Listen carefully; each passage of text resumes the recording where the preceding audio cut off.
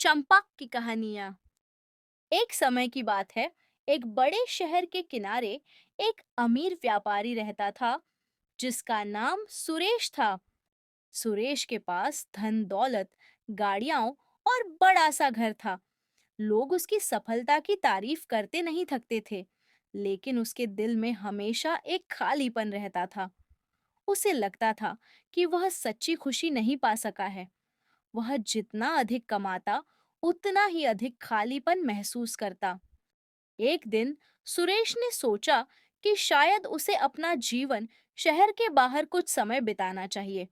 इसीलिए वह शहर के पास एक गांव में घूमने के लिए गया।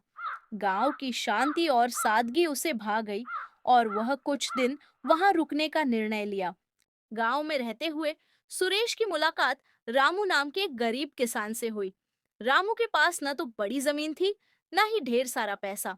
वह दिन भर खेतों में मेहनत करता और जो कुछ भी कमाता उसी से अपना और अपने परिवार का पेट भरता था। लेकिन रामू हमेशा हंसता और मुस्कुराता रहता था।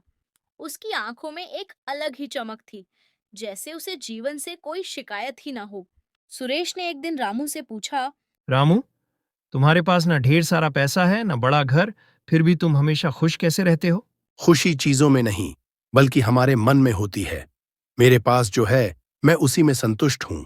दिन भर मेहनत करता हूँ और शाम को अपने परिवार के साथ बैठकर खाना खाता हूँ। मेरे लिए यही सच्ची खुशी है। सुरेश को रामू की बातें अजीब लगीं, क्योंकि उसने हमेशा सोचा था कि खुशी पाने के लिए ढेर सारा पैसा होना जरूरी है। लेकिन रामू की सादगी और संतोष देखकर वह हैरान था। एक दिन सुरेश ने रामू के घर जाने का निर्णय लिया। वह देखना चाहता था कि रामू का जीवन वास्तव में कैसा है। जब वह रामू के घर पहुंचा, तो उसने देखा कि रामू का घर बहुत साधारण था, लेकिन वहां प्यार और अपनापन भरा हुआ था।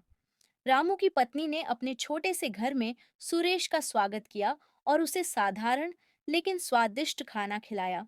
खाना खाने के बाद रामू ने सुरेश से कहा। भैया, जीवन में असली खुशी चीजों से नहीं मिलती।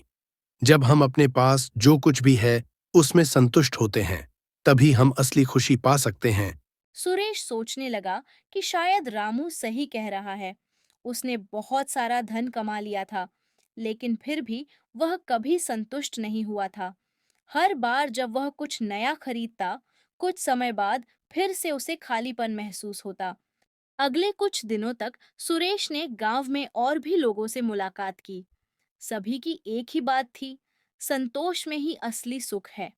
सुरेश ने समझा कि खुशी पाने के लिए ज्यादा संपत्ति, चीजों और ऐशो आराम की जरूरत नहीं होती। असली खुशी तो उस संतोष में है जो हमें हमारे पास जो कुछ भी है उसमें मिलती है। जब सुरेश वापस शहर लौटा, तो उसने अपने जीवन को बदलने का फैसला किया। उसने अपनी बड़ी गाड़ियां और महंगे सामानों का मोह छोड़ दिया और अपना ध्यान उन चीजों पर केंद्रित किया जो उसे सच्ची खुशी दे सकती थीं। अब वह अपने परिवार के साथ ज्यादा समय बिताने लगा। यह कहानी हमें सिखाती है कि असली खुशी बाहरी संपत्ति या भौतिक चीजों में नहीं होती, बल्कि संतोष और सादगी में होती है। जब हम अपने पास जो कुछ भी है उसमें संतुष्ट होते हैं, तभी हम सच्ची खुशी पा सकते हैं।